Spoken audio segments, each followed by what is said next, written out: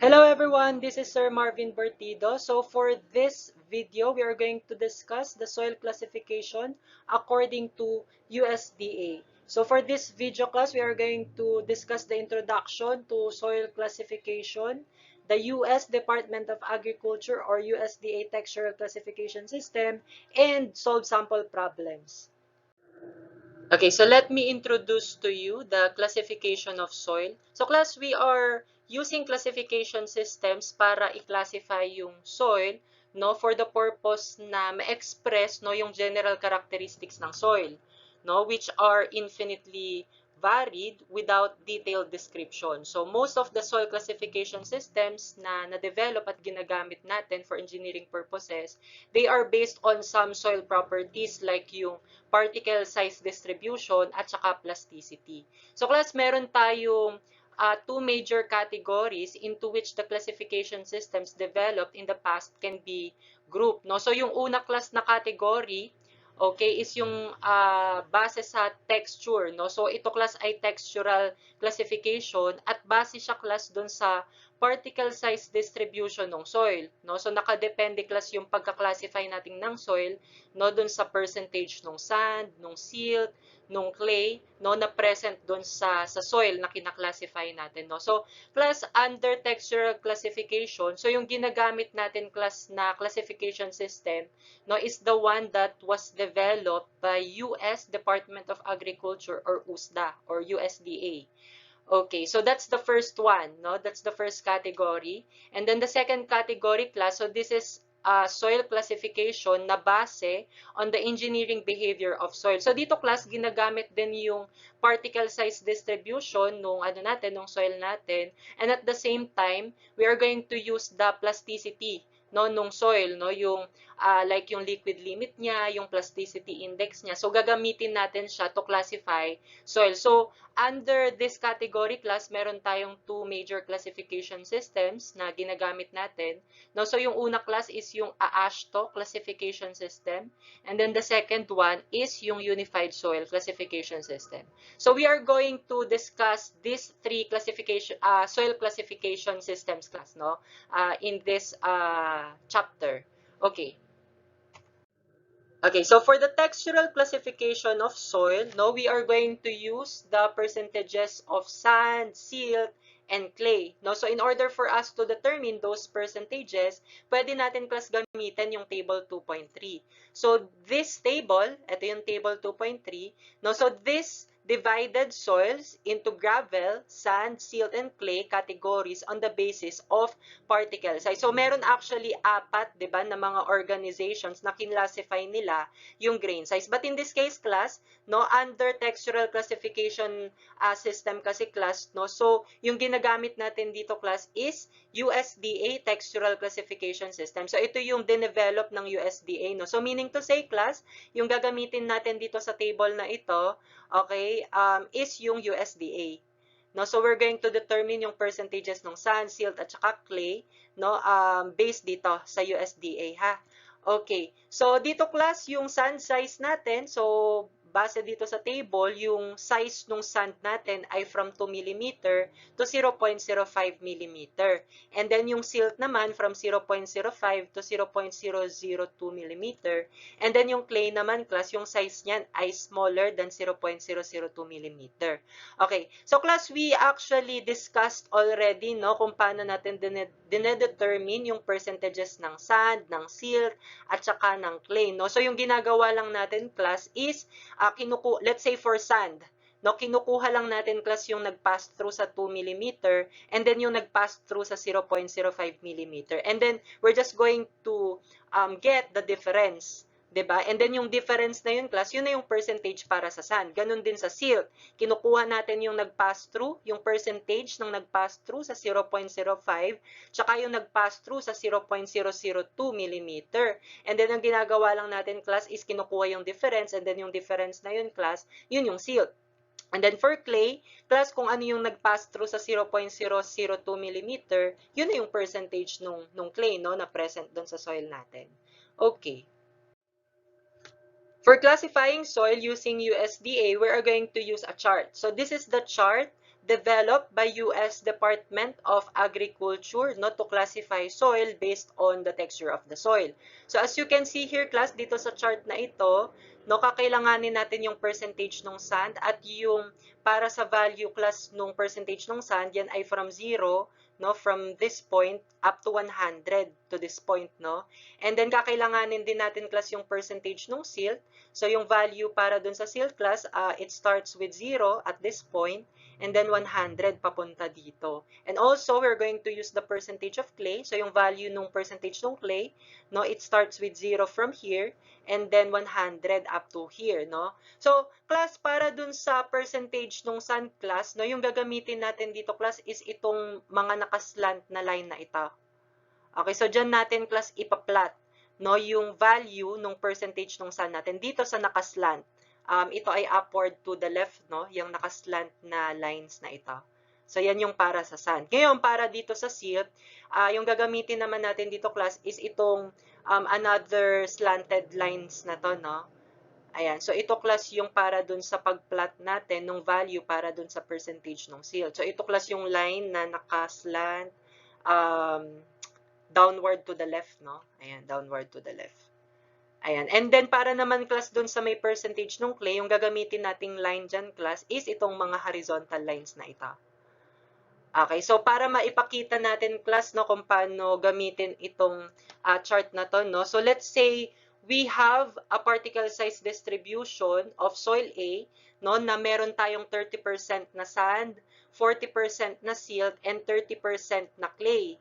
Okay, so of course, class, yun dapat maging total niyang mga percentages na yan ay 100. Kasi kung hindi magiging 100 yan, class, hindi tutugma yung magiging pagplot natin dito sa my chart natin, no? So, class, its textural classification can be determined by proceeding in the manner indicated by the arrows in figure 5.1. Okay, so class, para dito sa my sand, let's say 30%. So, ito yung para sa ano, di ba, para sa sand. So, hanapin mo class yung 30% dito. So, ito yon. So, yung gagamitin nating line dito class is yung ano ha, yung slanted na line, no, na yan ay slanted upward to the left, no. Ayan, so ito class yung 30. Andito sa line na ito, no, andito. Ayan, and then for the next one, para sa percentage ng silt, 40%. So, yung gagamitin naman natin is yung nakaslant na to. Ano ba tong nakaslant na to? Ito ay ano, no, downward to the left. So, hanapin mo dyan, class, yung 40%. So, yung 40% dyan ay ito.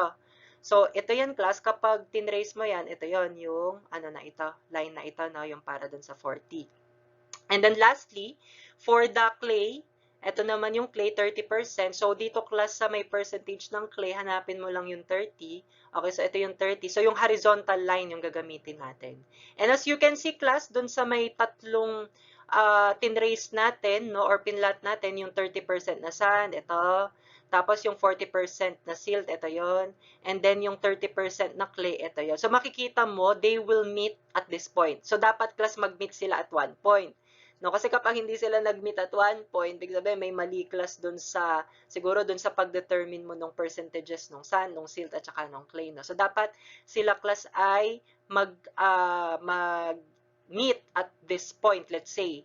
No, so, class, as you can see, nag-meet sila dito sa point na to at titingnan mo, class, kung saan siya nag-fall. No, so in this case, class, itong soil A natin, yan yung ginagamit natin dito, no? Okay, so yung soil A natin dito, class, nag-fall siya dito. So, para, class, sa mga points na magfo-fall dito sa may area na ito, class, yung classification ng soil para dyan, class, ay clay loam. Okay, so ibig sabihin yung soil Ale pala natin class, no? We can classify it as clay loam. So this will already be the answer for this, no? So it's very much ano lang, easy and simple, tama. Yung pag-classify natin ng soil using USDA. Okay, so as you can notice here, class, the fraction of the soil or the percentage of the soil na ginagamit natin, class, is yung nag-pass through lang sa number 10 sieve. So, yung number 10 sieve kasi, class, yan ay 2 mm opening. So, dito, class, sa may tatlong particle size natin, di ba, ang may pinakamalaking size, class, ay yung sand. Tama, yung sand, class, yung size niya ay from 2 mm to 0.05 mm. So, ibig sabihin, yung ginagamit natin dito, class, is yung nag-pass through sa 2 mm. So, what if, class, merong case na merong natira, no, or merong hindi nag-pass through sa 2 millimeter na sieve.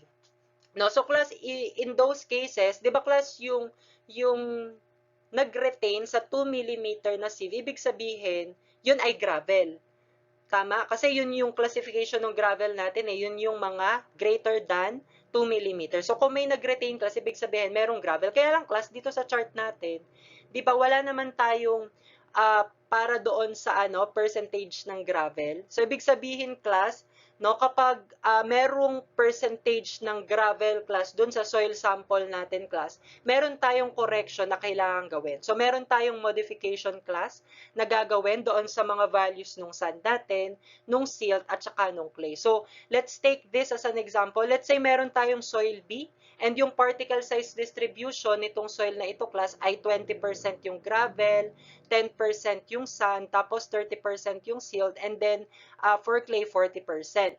No, so here class, no, to modify the values nung percentage nung sand, nung silt, at saka ng clay, no, gagamitin natin itong formula na ito. Okay, let's say for sand. Okay, so for sand class, yung percentage niya ay 10%. So we just write 10% and then over 100. So class, di ba 100% kasi dapat eh, di ba, yung total nung sand natin, nung silt, at saka nung clay natin. So in this case class, since meron nga tayo class gravel dito, okay, na 20%, kailangan natin ito class ibawas, no? We have to deduct this doon sa 100%. Kaya class, ito ay magiging 10 over 100 minus 20. And then we are going to multiply this by 100. And then yung lalabas dito class ay 12.5%. So this is now the modified value nung percentage class nung sand. No? And ito yung value class na gagamitin natin ngayon para i-plot yung percentage ng sand. No, same with the silt class, kailangan din natin i-modify yung percentage nito class. No, so para dun sa percentage ng silt, yan ay 30%. So let's just write 30 over 100 and then ibawas natin from 100 yung 20% na gravel. So it will be minus 20 here, no? And then multiply natin yan by 100 and then yung lalabas dito class ay 37.5. And then for the clay naman class, okay, so yung percentage ng clay natin ay 40. So ito yon. Over 100, deduct natin yung 20% na gravel. So times 100 ito. So yung lalabas dito class ay 50%. So class, itong mga values na to, itong mga modified values para dun sa percentage ng sand, silt, at clay, yan ngayon yung gagamitin natin class para ma-plot dito sa chart natin. Okay, so we will start with sand. So let's start plotting this, no? So para dun class sa sand, yan ay 12.5%. So para sa sand, we're going to locate yung 12.5. Andito yung 12.5, no? So we're going to project this upward to the left, no? Dito sa nakaslant na to na line. Okay, so 12.5. So i-ano mo, project mo yan, 12.5 nandito. And then para naman sa silt, yan ay 37.5. So yung 37.5 ay nandito banda. So ipoproject naman natin ito downward to the left, no? Ayan, so downward to the left, so mga banda dito, no, ipoproject mo yan. Ayan, so dapat plus mag-meet yon ha, yung 37.5 at saka yung 12.5. Dito yon. And then lastly, for the clay, yan ay 50%. So ito yung class, yung 50. Ayan, so dito sila class mag-meet, no, at this point.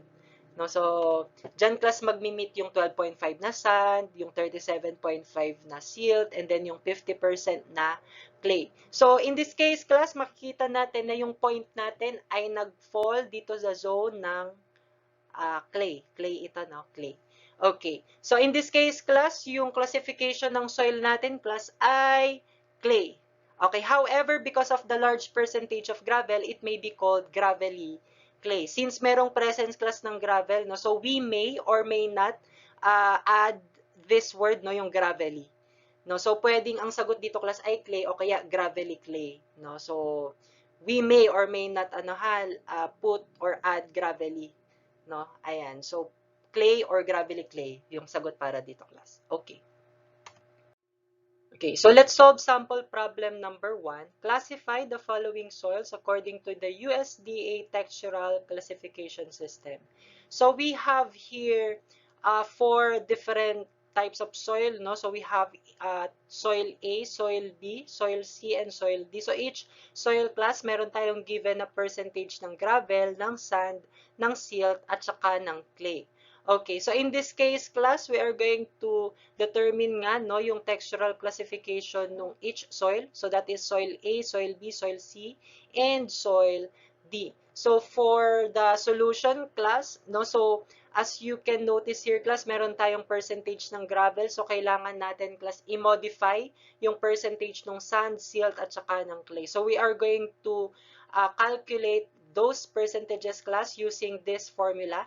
Okay, so para class sa sand, no, para dun sa modified percentage ng sand, so yan ay percentage lang ng sand over 100 minus yung percentage ng gravel.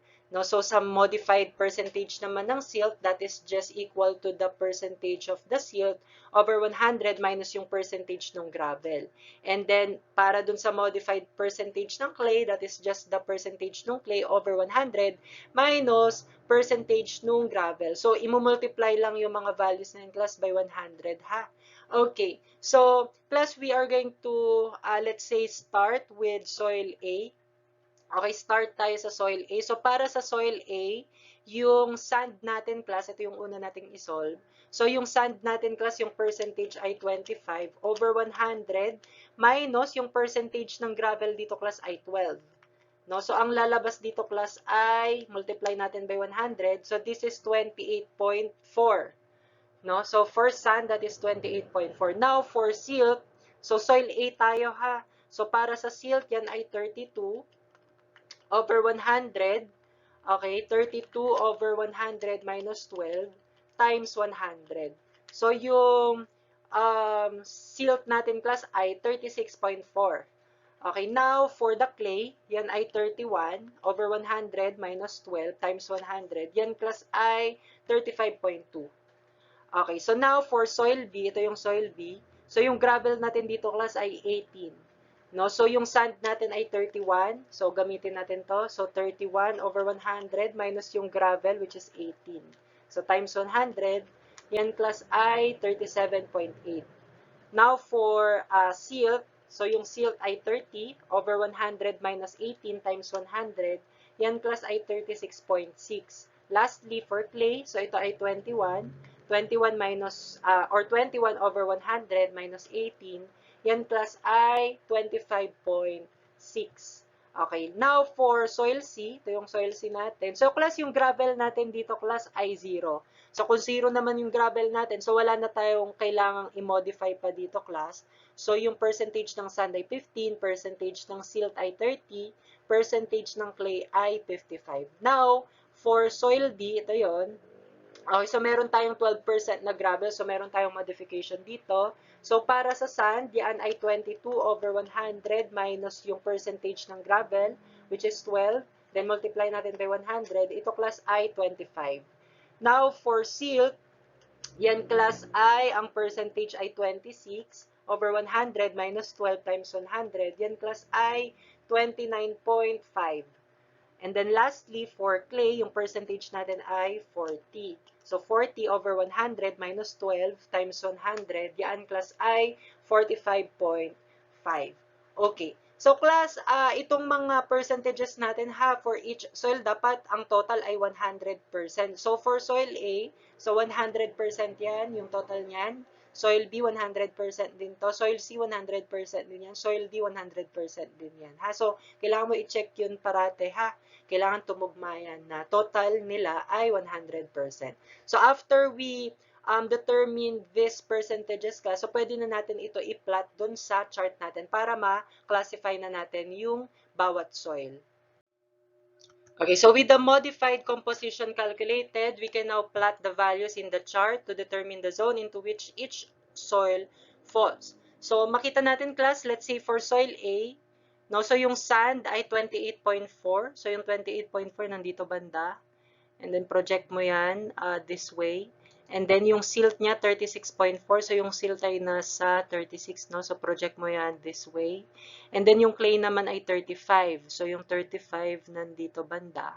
Okay, project natin this way. So, yung point ng intersection class nung 28.4 and then nung 36.4 dito banda. And then yung 35.2 ay nandito banda. Ayan. So, ito yung para sa soil A. Now, para dito sa soil B, so yung sand ay 37.8. So, mga banda dito. Andito yung 37. Then, project mo pa ganon. And then, 36.6 yung silt. So, yung silt 36.6 nandito banda. Project natin pa ganon. And then, yung clay naman ay 25.6. So, yung 25.6 ay nandito banda. So, i-project natin ito pa ganito. So, class, yung soil B ay nandito banda. No? So, 37 point something. Yung sand. Yung silt ay 36 point something. Nandito banda. And then, yung clay ay 25.6. So, nandito banda. Ayan. So, nandito class yung soil B. Now, para dun sa soil C, ayan, 15% yung sand. So, yung 15% ay nandito. Tapos, project natin pa ganun. And then, 30 yung silt. Ito, project natin pa ganito. Nasa na? 15. Tapos, 30. Andito banda. So, dapat 55, no? Yung clay. So, yung clay ay 55. So, dito. And so, yung point natin ay mga, nandito na. Dito banda. 15. Nasa na? Teka lang. Malabo. 15, 30. Ito, nandito na. Ayan. So, yan yung para sa soil C. Now, for soil D, yung sand ay 25, nandito. And then, yung silt, 25 nandito. Yung silt ay 29. So, malapit sa 30. Mga dito. 25, 30. Ayan, mga dito na. And then, yung clay ay 45.5. Ayan, so mga banda dyan. So, yan yung soil D natin. Ayan, so, basic class doon sa mga zone where these points fall, no? So, pwede nating maklasify yung soil natin. For soil A, clay loam, no? Clay loam. And then, for soil B, yan ay loam. And then, yung C naman, yung point C or soil C, clay. And then, yung soil D, clay din, no? So, class, since dun sa may soil A, soil B, at saka soil D, merong percentage ng gravel, no? So, pwede nating dagdagan na gravelly clay loam, gravelly loam, at saka gravelly clay. No? So, ito na class yung sagot, no? Para dito sa problem na ito. Okay, so let's now solve sample problem number 2. A sample of inorganic soil has the following grain size characteristics. So we have here a table class, no? So yung data natin dito sa table class is yung size, no, and yung percent finer. So class, ito yung mga size natin, 2 mm, 0.075, 0.050, 0.005, 0.002. So, dito sa kabilang column naman, class, is yung percent finer. So, class, para dun sa 2 mm, okay, yung nag-pass through ay 100%. Sa 0.075, ang nag-pass through ay 70%. Sa 0.050, ang nag-pass through ay 65%. 0.005, ang nag-pass through ay 32%. And then sa 0.002, ang nag-pass through ay 15%. So from this data class, we are going to compute the percentage of clay. We are going to compute the percentage of silt.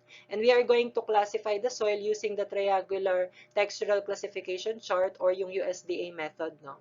Okay, so for the first one, we are going to compute the percentage of clay. So, class, to compute the percentage of clay, pwede natin, class, i-graph itong or i-plot itong data na ito, class, doon sa may semi-logarithmic curve natin or semi-logarithmic graph natin para ma-form natin yung natin, yung curve, no, yung particle size distribution curve.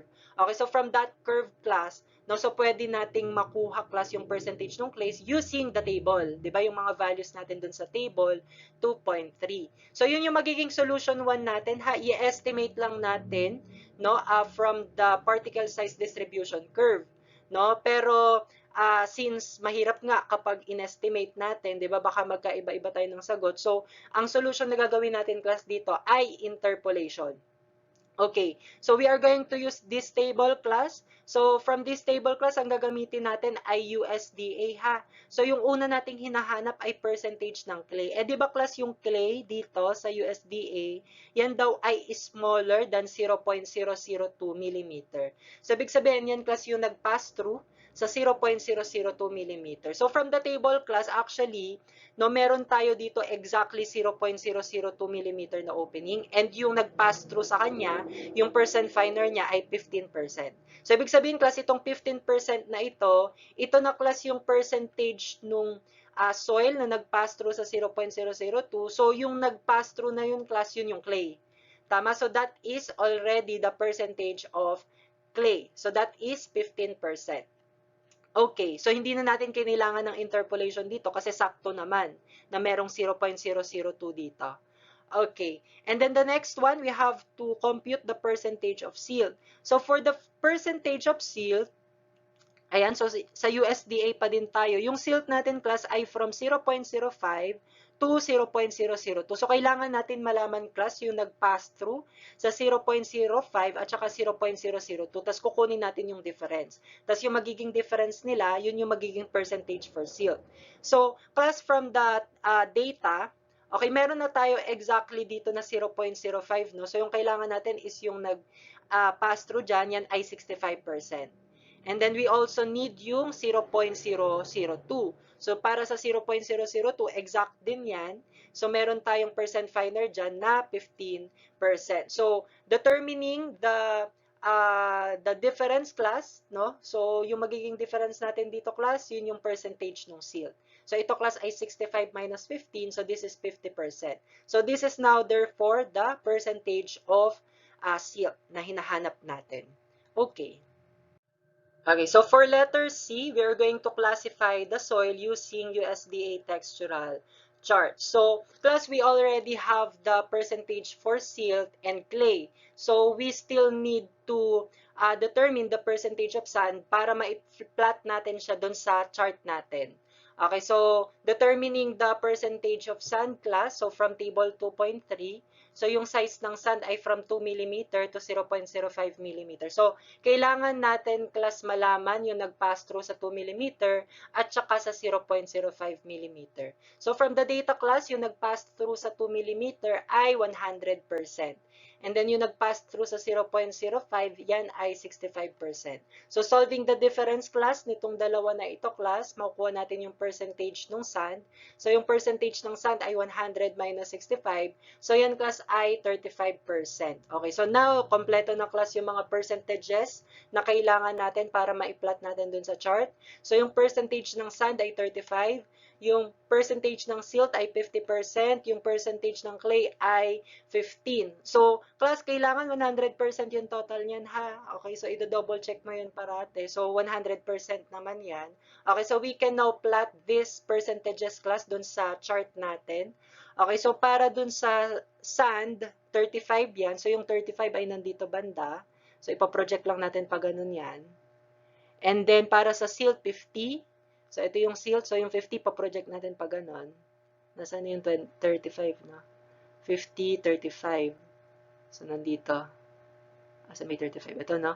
And then, yung clay, 15. So, sakto yan dapat. 15 dapat yan. Okay. So, nandito, class, yung point natin. So, class, makikita mo, yung point natin, class, nasa boundary siya, class, ng loam at saka ng silt loam.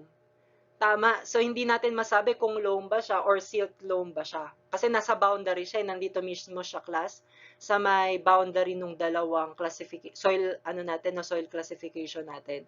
Okay, so in this case, class, kapag yung point natin ay nasa boundary, class, yung soil natin ay magkakaroon ng dual classification. Okay, so sa madaling sabi, class, we can classify yung soil na ito, class, as loam and silty loam. No, so ito na, class, yung classification niya, loam, silty loam. So yan yung sagot para dito. Okay. Now, for sample problem number 3, the particle size characteristics of a soil are given in the table. So ito, class, yung data natin, ha, para sa soil natin. Okay, so from this data class, okay, we are going to compute the percentages of sand, silt, and clay of the soil using USDA method, and letter B, classify the type of soil using USDA method. Okay, so class, for the first item, we are going to compute the percentages ng sand, silt, at saka clay. Okay, so again class, meron tayong dalawang solution. Yung solution 1 is i-estimate mo from the particle size distribution curve, pero hindi yan yung gagamitin natin kasi nga baka magkaiba-iba tayo ng sagot. So yung solution 2 yung gagawin natin class, interpolation. So we're going to use this table class. So yung gagamitin natin USDA ha. Okay, so kailangan nating makuha class yung nag-pass through sa 2 mm, 0.05, 0.002. Okay, so from the table class, yung nag-pass through sa 2 mm class, dito kasi class yung largest size ay 0.425 mm at ito class 100%. So kung sa 0.425 mm nag-pass through lahat, so malamang class para dun sa 2 mm class, which is ito, larger size ito, 'di ba? So automatic class 100% din class yung magpa-pass through diyan. Okay, so ngayon, para naman sa may 0.05, kailangan din natin. So, hindi exactly 0.05 yun nasa table natin na to. No, so, kailangan natin dito, class, mag-interpolate. Okay, so, class, to interpolate, no, kailangan natin ng dalawang values dito, no, kung saan in between those two values, doon natin makikita yung 0.05.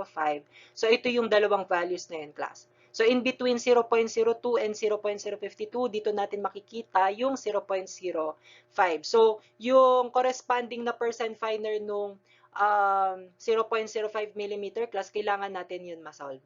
Okay, so gagamit tayo dito class ng interpolation. So, this is just a calculator technique. So, mode 3, 4, no? So, ln x tayo dito kasi yung isa sa mga ordinates natin ay logarithmic yung scale. Ito yung para dun sa size. So, yung para dun sa x-axis class, yung ilalagay natin is ito, yung particle size. So, ito ay 0.052 and then 0.02. And then dun sa y column, ang ilalagay natin ay 84 and then 62. Okay, so press AC, then shift 1, and then 5, no? Tapos, ang ipipress natin ay Y, yung Y hat, no? Kasi ang kailangan natin percent finder. So, yung percent finder nasa Y axis yan, nasa Y column. No? So, yung kailangan natin ay Y hat. And then, ang kailangan natin, class, ay corresponding 0.05. So, 0.05 yung kailangan nating i-input before the Y hat na symbol. And then, press equal. So, yung lalabas dito, class, ay 83.10. No? So, yan yung percent ng nag-pass through sa 0.05. Now, para naman sa next one, yung 0.002, no? So, yung 0.002 ay nandito, in between 0.001 and 0.004. So, we're going to use this values class, no? Para makapag-interpolate tayo. So, mode, ano lang ulit ito? Mode 3, 4. And then, sa x-axis, or x column,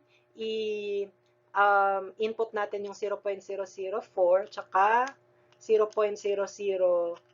And then, sa y column, 32, and then 22. And then, press AC, press shift 1, 5, tapos 5 para dun sa y hat. And then, ang kailangan natin ay 0.002. So, input mo before the symbol y hat yung 0.002.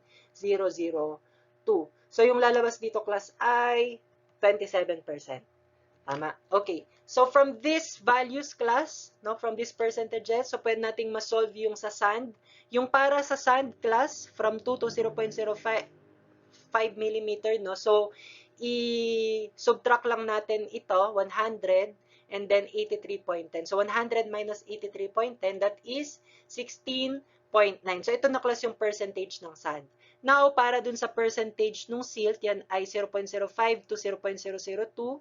So, yung nag-pass through dito, subtract lang natin yung nag-pass through dito sa 0.002. So, this will just be 83.10 minus 27. So, ito, class, ay 56.1%. Now, for the clay, so, dito, class, yung clay, yung nag-pass through sa 0.002 mm. So, directly, class, yung nag-pass through sa 0.002 ay 27. So, yun na directly, class, yung percentage ng clay. So, ito na, class, yung hinahanap sa letter A, yung percentage ng sand, silt, at clay. Now for letter B, we're going to determine the classification of soil using USDA method. So ito na class yung values ng percentages ng sand, silt, at clay natin. So we're just going to plot this dun sa chart natin. Okay, so para sa sand, yan ay 16.9. So mga bandang 17 na siya, no? 15, 16, 17, mga dito banda. Okay, and then yung silt natin, 56 point something, ito. Sa mga nandito banda, 56. Sa mga dito. And then yung clay natin, 27. And so yung point natin ay mga approximately nandyan banda. Okay. So from this point class, no, so ito ay nag-fall dito sa may silt loam. No, so ito class, wala naman siya sa boundary ha, hindi naman siya exactly nasa boundary. So alam natin na nandito siya sa zone ng silt loam. Okay, so yan na yung sagot class para dito. Silty loam. No, so nawala ate Y dito. So ito class ay silty loam, no. So yan na yung sagot class para dito. That ends our discussion for USDA classification system. So we're going to discuss pa class yung mga susunod pang soil classification systems sa mga susunod nating video. So aral tayo mabuti class. Bye-bye. See you sa next video. Bye-bye.